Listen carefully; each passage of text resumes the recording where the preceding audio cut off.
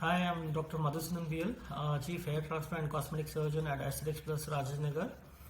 Today I thought I'll be giving an insight about thread lift, which is the most commonly performed procedure of late to reverse the aging effects that is seen on the face, which again is secondary to gravity.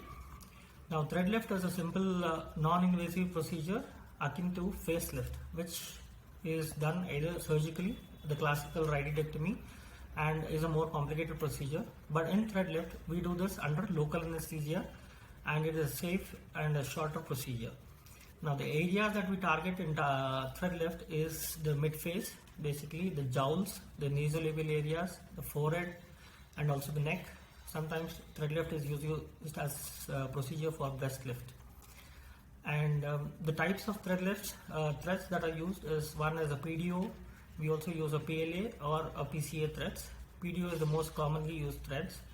Now, what happens when we do a thread lift? Now, putting it simply, there are two effects which are seen. One is the physical thing which is seen immediately because of the thread lift. The skin will be pulled upwards and gives a younger look. The second thing which happens over a period of time, over the next 3 to 6 months, is the biostimulation which happens because of the threads. Now will be the most commonly used, as I said, as a PDO thread which is absorbable. This causes stimulation of newer collagen production which softens the skin, tightens the skin and gives a firm younger look. So these are the advantages.